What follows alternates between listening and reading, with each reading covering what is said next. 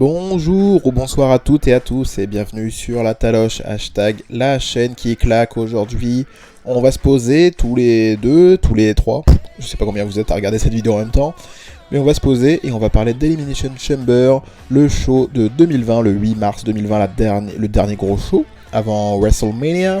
Qu'est-ce qu'on a d'être à WrestleMania? J'ai pas fait de vidéo pronostic tout simplement parce que j'ai pas eu le temps, sinon j'aurais sans doute eu tout juste. Parce que force est de constater que c'était mine de rien assez prévisible, hein. On est là juste pour mettre vraiment en place les dernières choses qui sont à mettre en place avant WrestleMania, les dernières rivalités, les choses comme ça. Ce show était fort sympathique, j'ai pas regardé le pré-show, mais je vais vous en parler en globalité tout de suite, donc ne coupez pas parce qu'il n'y a pas d'intro, c'est juste moi qui parle. Premier match, c'était Daniel Bryan contre Drew Gulak, un match très technique, assez surprenant sur le papier de voir ce genre de match en pay-per-view, mais c'était quand même un très très bon match. J'étais surpris que ce match était en opener quand même, je pensais même que ça allait être en kick-off, mais il y a quand même Daniel Bryan donc on met pas en kick-off. Mais ce match était fort tout sympathique, on a eu un match très technique entre les deux, c'était très surprenant de voir ce genre de catch directement en pay-per-view et sur un show du main roster. Donc voilà, je vous conseille ce match si vous aimez le catch technique. Si vous aimez pas trop le catch technique, ça peut peut-être vous ennuyer. Moi ça m'a pas du tout ennuyé, on a eu un bon storytelling, il y a Drew Gulak qui s'est concentré sur la nuque blessée de Daniel Bryan. Pour rappel, pour ceux qui ne le savent pas, Daniel Bryan a dû prendre sa retraite à cause d'une blessure à la nuque, il est revenu il y a maintenant un peu plus d'un an, je ne sais plus, oh putain le temps passe si vite.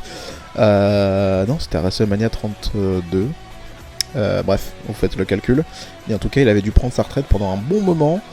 Et il est revenu après ça, mais c'était une blessure à la nuque, donc du coup, très intelligent ce catch où Drew Gulak nous concentre toute son énergie sur la nuque blessée de Daniel Bryan.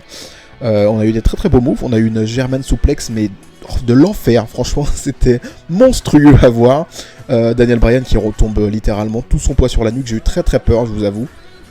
Mais bien sûr, hein, il faut pas s'inquiéter. Si Daniel Bryan est apte à catcher sur un ring de WWE, c'est qu'il a été cleared par des médecins. Donc tout va bien pour lui, mais il se rejoue quand même, donc c'est super cool. On a eu aussi un petit palo driver au passage. Il y avait Drew Gulak qui est en train de faire une soumission. Oh, il entoure du coup ses jambes autour de la tête de Daniel Bryan. Daniel Bryan qui essaie de se dégager en faisant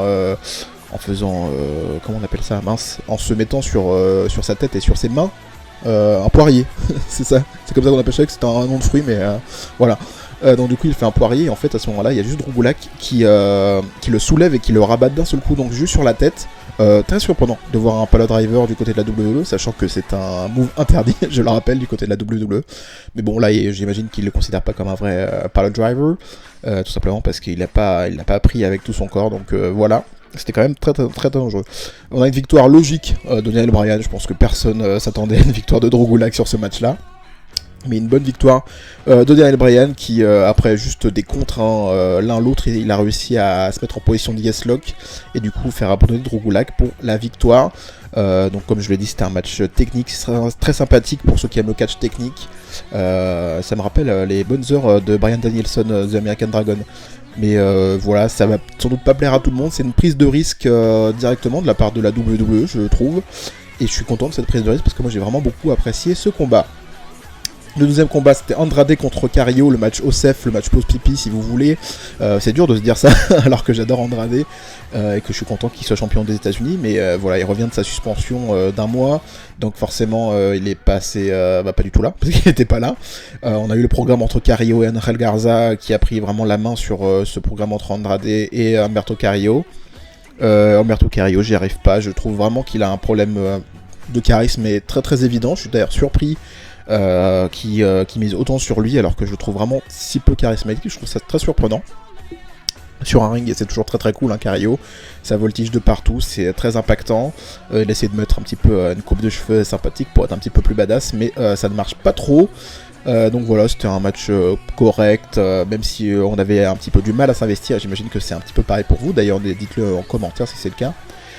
Mais voilà, on a eu bien sûr le spot d'Andrade qui récupère Carrillo à l'extérieur, Zelina Vega qui avait enlevé la protection à l'extérieur directement pour faire voir le béton, et Andrade qui voulait porter son Hammerlock DDT directement sur le béton. Malheureusement ça a été contré, malheureusement pour lui, ça a été contré par Humberto Carrillo qui le fait passer par-dessus ses épaules. Donc finalement on n'a pas eu ce spot qui a blessé Rey Mysterio et lui-même, d'ailleurs Andrade lui-même. Voilà, ça avait été la justification pour le faire partir après sa suspension pour prise de drogue, etc.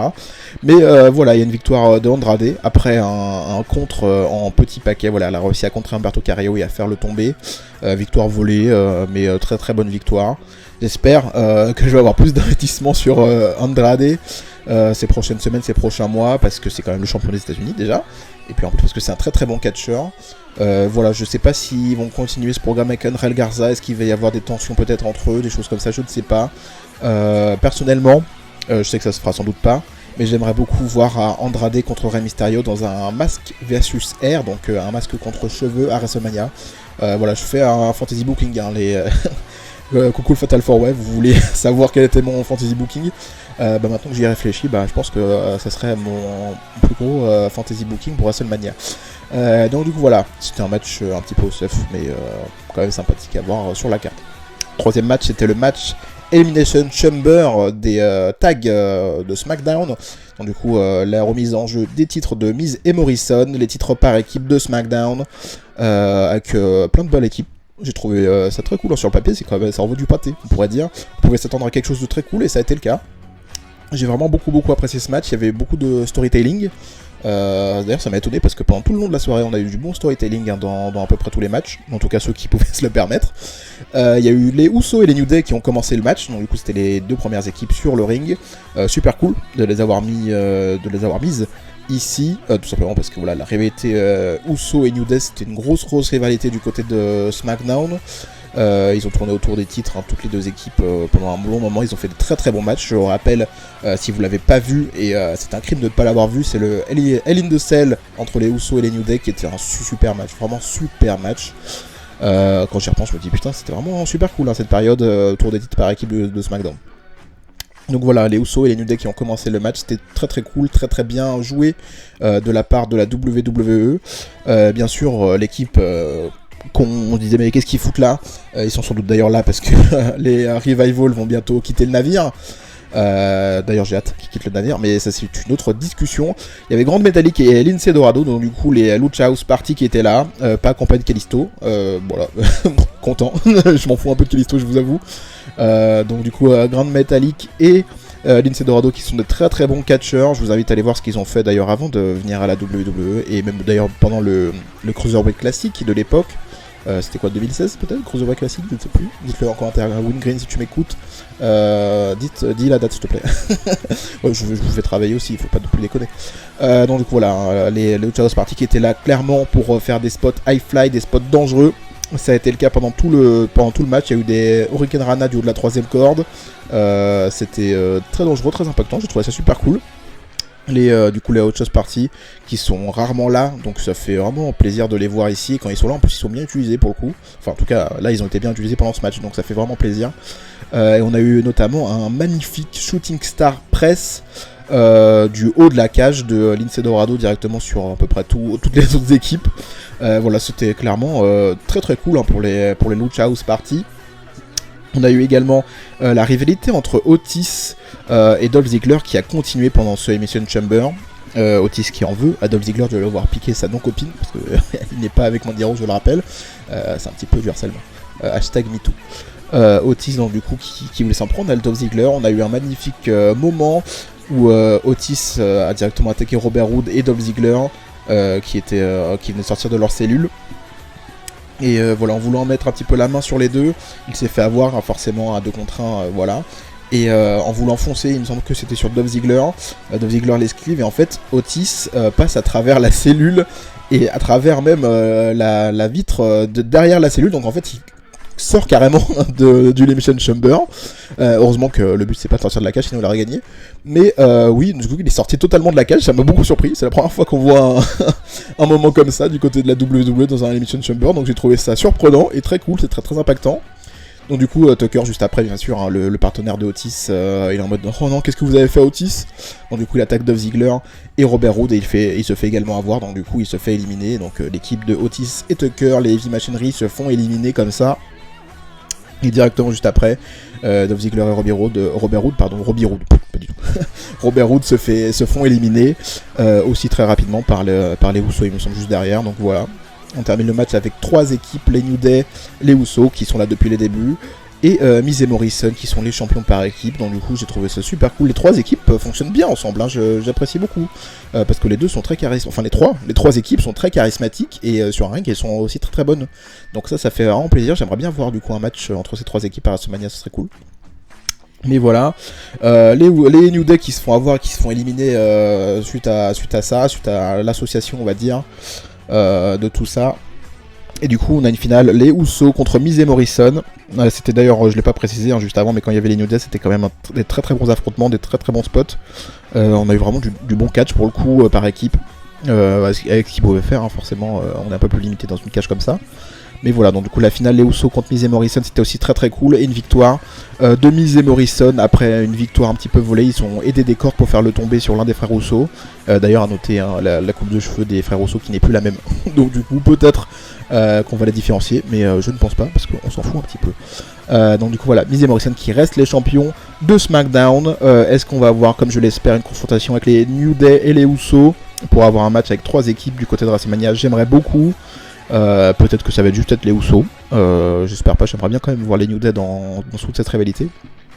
Mais voilà, une victoire de Miz et Morrison, clairement pas méritée, parce qu'ils l'ont volé, mais quand même super cool. On a eu d'ailleurs des nouvelles combinaisons entre Miz et Morrison, et ça c'était vraiment super sympa. Ça se voit qu'ils ont un peu travaillé sur leur catch par équipe, et c'est super cool. Morrison, c'est toujours un charisme incroyable. Et je suis un petit peu surpris d'ailleurs des commentaires que j'ai pu lire par-ci par-là du côté de Twitter, où les gens étaient déçus de l'utilisation de Morrison. Moi j'étais déçu, mais que pour le Royal Rumble. Mais sinon fallait clairement pas s'attendre à du John Morrison, Johnny Impact ou Johnny Blackcraft, appelez-le comme vous voulez, quand il était en indépendant. Parce qu'il est venu à la WWE, c'est aussi pour avoir une retraite un petit peu allongée quoi. Voilà, donc il fait quand même du très très bon catch. D'ailleurs il a utilisé des prises qu'il utilisait en indie, comme le Crucifix Bomb là, je sais pas trop comment il l'appelle. Tornado Crucifix Bomb, quelque chose comme ça. Mais voilà, Morrison il est là clairement pour toucher de l'argent, voyager et beaucoup moins s'épuiser que ce qu'il a pu faire en indépendant ces dernières années. Et très bon choix de sa part d'ailleurs, hein, bravo à lui. Et je suis content d'ailleurs de le voir en équipe du côté de SmackDown avec Miz, c'est super cool. Donc profite mon pote. Prochain match c'est Aleister Black contre AJ Styles. Une confrontation no DQ pour les deux qui sont déjà affrontés du côté de Raw, où AJ Styles a réussi à remporter la victoire contre Aleister Black. La première fois qu'Aleister Black perd un match 1 contre 1 par tombée du côté de la WWE. Bravo à eux de l'avoir fait de cette manière-là. Bien sûr, hein, tout ce qui compte et le fait que ce soit en disqualification, c'est tout simplement pour faire venir un attaquer à un moment ou à un autre. Et on l'a eu, bien sûr. Malgré tout, Aleister Black a fait une très très bonne performance, une bonne prestation. Il est très crédible dans ses coups, Aleister Black, et ça fait extrêmement plaisir. Il porte vraiment des coups de pied qui sont impactants. Je me demande si ça fait vraiment mal, parce que pour le coup on a l'impression que ça fait vraiment mal. Et AJ Styles aussi, hein, qui vend les prises comme un gros bâtard, j'adore ça. Donc voilà, une très très bonne confrontation sur le ring.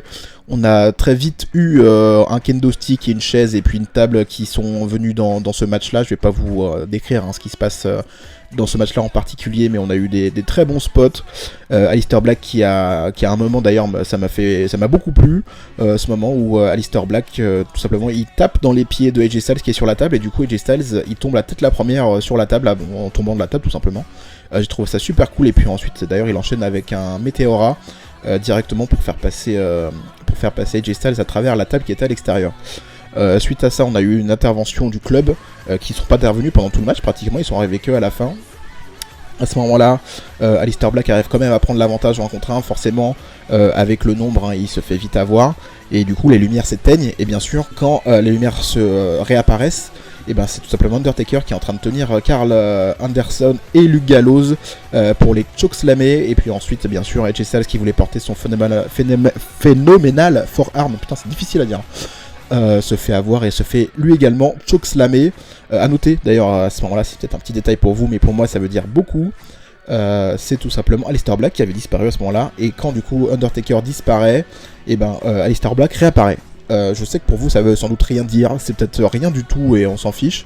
Mais pour moi ça veut dire beaucoup, tout simplement, qui protège une confrontation éventuelle entre Undertaker et Aleister Black. Et ça je trouve ça très très intelligent de la part de la WWE. Donc comme je l'ai dit, Undertaker est arrivé, il a chokeslamé tout le monde, et quand il réapparaît, Aleister Black est revenu sur le ring. À ce moment-là, il attend que AJ Styles se remette debout, et il le Black Mass, donc sa finish très impactant, j'adore sa finish Aleister Black. Il le porte le Black Mass, et il fait le tomber sur AJ Styles, et du coup Aleister Black remporte la victoire. Bien sûr, cette confrontation a été là, pas que pour remettre Undertaker, pour également crédibiliser Aleister Black. Je ne sais pas du tout dans quel programme il va être pour WrestleMania, mais en tout cas il est assez crédible désormais. Il a remporté une bonne victoire contre AJ Styles. Undertaker et AJ Styles, bien sûr, un programme qui va continuer jusqu'à WrestleMania. J'ai vraiment hâte de voir ce match.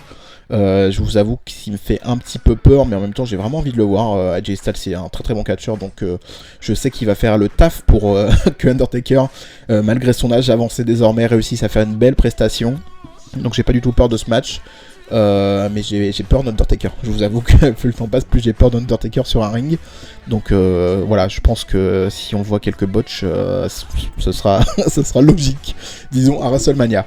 Voilà, je m'attarde pas plus sur ce programme-là, qui est un très très bon match quand même, que je vous invite à aller voir. Et on passe au match suivant, qui est un match pour les titres par équipe de Raw. Rollins et Murphy, le Messi Rollins accompagné de son sbire Murphy, qui a perdu son prénom, contre les Street Profits, les nouveaux champions par équipe depuis une semaine et demie, quelque chose comme ça. De toute façon vous savez de quoi je parle, ils ont remporté les titres par équipe contre Rollins et Murphy justement. Donc le match retour, on rappelle que la WWE a restauré la fameuse règle de vous n'avez pas le droit à un match retour, pour que finalement tout le monde ait le droit à un match retour. Donc voilà, c'était un match qui clairement aussi manquait d'intérêt, qui est là uniquement pour mettre en place le Kevin Owens contre Seth Rollins à WrestleMania. C'est clairement cet affrontement qui est là juste pour ça. Les Street Profits continuent à faire leur petite progression au fur et à mesure du côté de Raw, ils continuent à se crédibiliser. Murphy qui fait une bonne prestation également, je suis toujours fan de Murphy parce qu'il est australien, je le rappelle. Voilà, c'était un match sympathique, malheureusement un petit manque d'investissement, on s'attendait juste à que Kevin Owens arrive et ça a été le cas, il est arrivé par le public avec des popcorn. Il s'est assis sur la table des commentateurs, il me semble allemand, et du coup ça a distrait Seth Rollins. Suite à un enchaînement, les Street Profits réussissent à conserver leur titre, et juste après bien sûr Kevin Owens porte un magnifique stunner sur Seth Rollins avant de partir en laissant le popcorn sur le visage de Buddy Murphy, de Murphy tout court, pardon, il a plus son prénom, excusez-moi. Pendant le match, hein, c'est pas très important à dire, mais on a eu les AOP qui sont venus pour un petit peu soutenir le Messi Seth Rollins, et très vite les Viking Riders sont venus pour un petit peu les renvoyer en vestiaire. Voilà, ils sont bagarrés, ils sont retournés en vestiaire, on les a plus revus. C'était juste pour dire que les Viking Riders, ils étaient pas contre chaud, bravo à eux, mais voilà, je commence un petit peu à m'ennuyer autour de ce programme-là. Je trouve que l'équipe autour de Seth Rollins c'est mal construite. Voilà, les AOP, c'est des sbires, c'est trop bizarre. Buddy Murphy, je trouve ça très cool qu'il soit à côté de Seth Rollins, ça le crédibilise beaucoup plus et ça le met surtout en avant, donc très cool. Mais voilà, l'arrivée des Viking Riders, les Street Profits, pour moi c'est pas des gens qui devraient dans ce genre de réalité, ils devraient être sur un ring et offrir des très très bonnes prestations pour qu'on s'investisse derrière eux, parce qu'ils savent très bien le faire. Donc voilà. Nouveau match Strowman contre Cesaro, Shinsuke Nakamura et Sami Zayn. C'était un match 3 contre 1 pour le titre intercontinental, pourquoi pas. C'est bizarre parce que juste en prononçant cette phrase, je trouve ça complètement incroyable. Mais voilà, c'était bizarre sur le papier. Mais pourquoi pas. On a la WWE, donc comme j'ai dit dans la magnifique interview que j'ai faite avec le Fatal 4-Way, au bout d'un moment avec la WWE, on se dit pourquoi pas.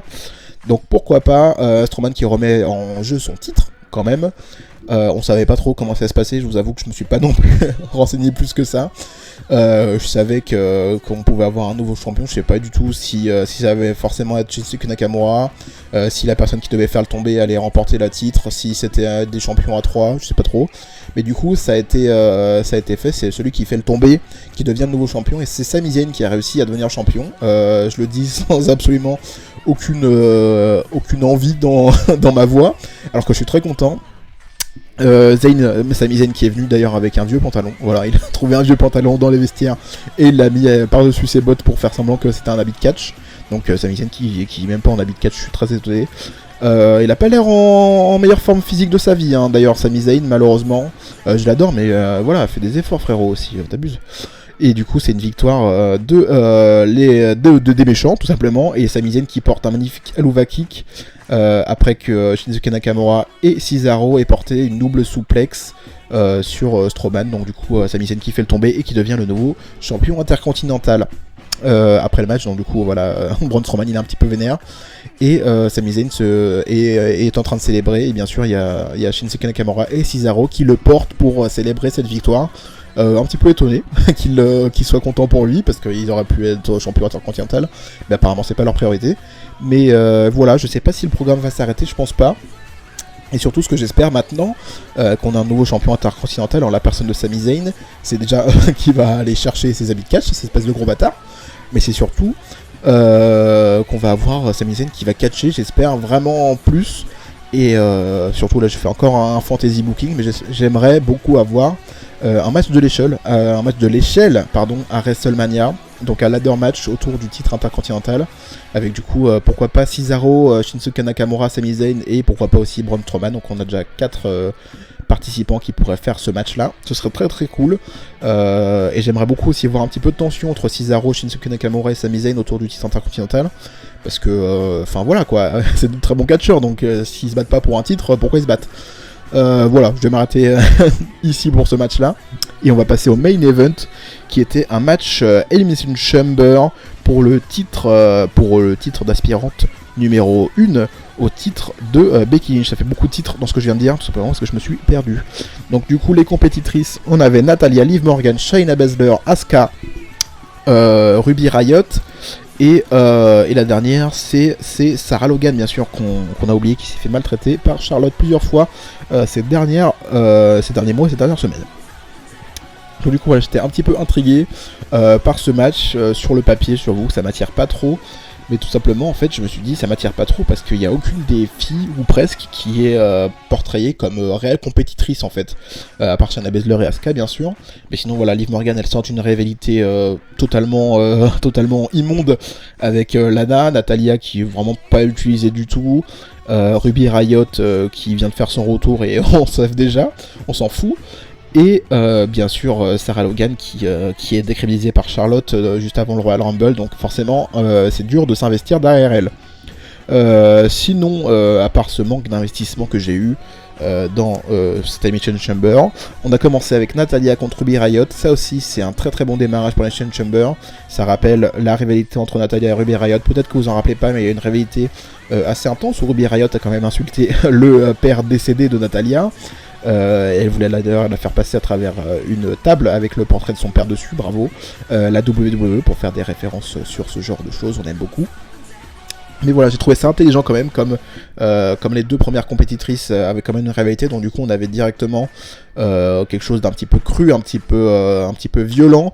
Natalya qui était très violente avec Ruby Riott. On a eu d'ailleurs un magnifique sharpshooter à l'extérieur contré directement dans la cellule de Liv Morgan qui était en train de regarder ce magnifique affrontement. Donc du coup voilà, j'ai quand même malgré tout trouvé ça très intelligent pour commencer le match. On a eu Becky Lynch d'ailleurs qui regardait également le match sur la télé. D'ailleurs elle a une magnifique veste avec les plaques de ceinture de toutes les meufs qu'elle a battues sur l'épaule, donc j'ai trouvé ça très cool. Bravo pour ce genre de veste, c'est très sympathique, j'aime beaucoup, ça renforce son personnage un petit peu de meuf au-dessus des autres. Voilà, même si ces derniers mois Becky Lynch ça stagne un petit peu. Mais voilà, on a eu quand même un match assez brutal. Il y a Natalya qui a manqué de se faire casser le nez plusieurs fois. J'ai eu très très peur, hein. Franchement j'ai cru vraiment qu'elle s'était fait casser le nez à un moment. Mais heureusement pour elle, non. Donc du coup elle a pu continuer le match. Donc voilà, à ce moment là c'est vrai que je me dis le match est sympathique, vraiment le match était assez sympathique. Mais je me disais qu'il y a quand même un manque d'intérêt autour de ces nanas quoi. Donc c'est malheureusement un petit peu décevant. Et bien sûr il y a Shayna Baszler qui est arrivée, qui a éliminé pratiquement toutes les filles, hein. D'ailleurs elle a éliminé toutes les filles. Dans cet affrontement c'était un hold-up, concrètement elle a éliminé tout le monde une par une, Sarah Logan, Ruby Riott, Natalya. Donc à ce moment-là, Shayna Baszler se trouve toute seule sur le ring. Il reste Liv Morgan dans sa cellule et bien sûr Asuka dans sa cellule, bien sûr pas du tout. Donc du coup voilà, Liv Morgan qui a envie d'aller en découdre avec Shayna Baszler, très cool ce passage, j'étais un petit peu étonné. Mais Liv Morgan a été bien utilisée pendant cet affrontement, donc du coup voilà, elle a envie d'aller affronter Shayna Baszler. Et bien sûr, du coup, c'est elle qui arrive, la cellule s'ouvre, et elle va directement confronter Shayna Baszler, et elle se fait d'ailleurs très maltraiter, elle se prend un powerbomb directement sur les barreaux de la cellule, elle se fait clairement malmener, et bien sûr, elle se fait avoir. Shayna Baszler qui a porté sa prise de soumission, je sais plus comment on pourrait l'appeler, mince, c'était la prise de Roddy Piper. Oh putain, j'ai un trou de mémoire. Excusez-moi. Sleeper Hold, je sais pas si elle a un autre nom. Mais voilà, vous savez de quoi je parle. Donc du coup, elle le porte sur Liv Morgan directement devant la cellule d'Asuka. Bien sûr, à ce moment-là, Asuka et Shayna Baszler se provoquent l'une l'autre. Et du coup, Liv Morgan qui perd conscience et qui se fait éliminer. Donc il reste plus que Shayna Baszler et Asuka qui arrivent sur le ring. Les deux se confrontent. Asuka qui arrive quand même à prendre l'avantage sur Shayna Baszler pendant un petit moment.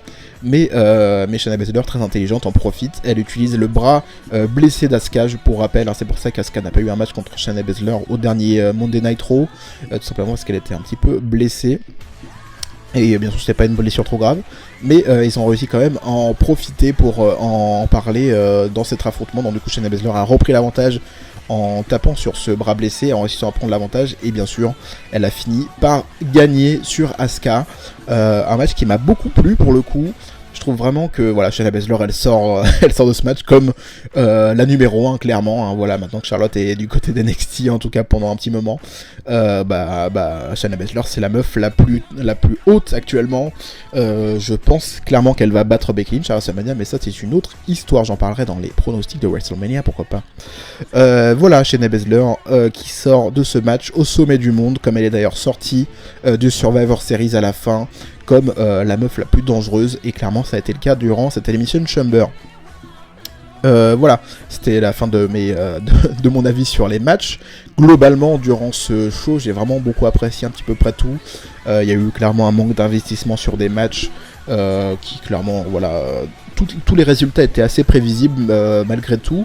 Mais j'ai vraiment apprécié certains matchs pour ce qu'ils voulaient raconter. J'ai trouvé qu'il y avait un booking assez intelligent durant tout ce pay-per-view, ce qui n'est pas tout le temps le cas du côté de la WWE. Mais voilà, il y a clairement un manque d'investissement sur des matchs, comme le Andrade Carrillo par exemple, ou également le Rollins et Murphy contre le Street Profit. Donc du coup voilà, je vous invite quand même à aller voir le Daniel Bryan contre Drew Gulak si vous avez envie de voir du catch un petit peu différent du côté de la WWE. J'ai vraiment hâte d'ailleurs de voir les avis des gens qui sont plus coutumés de la WWE, comme pourquoi pas Axel de la chaîne WFF, WWE Fan France. Je m'attends vraiment à avoir un avis peut-être tranché sur ça. Dites-le d'ailleurs en commentaire ce que vous avez pensé de tous ces matchs même, surtout du Daniel Bryan, Drew Gulak pourquoi pas, mais surtout de tous les matchs. Et de cette vidéo également si jamais vous avez envie de dire des choses. Mais voilà, les deux Elimination Chamber étaient très honnêtes. Malgré le manque d'investissement qu'on avait sur ce pay-per-view, les deux matchs étaient très honnêtes. J'avais vraiment envie de voir la suite autour de Sami Zayn et du titre intercontinental, qui certes il est plus aussi pertinent qu'il aurait pu l'être, ou qu'il devrait l'être même, mais c'est quand même intriguant ce qui se passe autour de ce titre là. Et voilà, Aleister Black vers où il va se diriger, je ne sais pas. AJ Styles bien sûr vers Undertaker, et on se dit à très vite pour de prochains shows. Le prochain sera WrestleMania sans doute, à part si il y en a un qui me tombe sous la main avant. Sachant que Blood and Guts du côté de la W, c'est un dynamite, c'est un dynamite un peu spécial, mais c'est un dynamite, c'est pas un pay-per-view. Donc voilà, on se dit à la prochaine pour les critiques bien sûr en 5 points comme d'habitude de WWE NXT, AEW Dynamite, NWA Power et également d'Impact Wrestling. Et si vous écoutez que la WWE, on se dit à bientôt pour WrestleMania. Allez, bisous!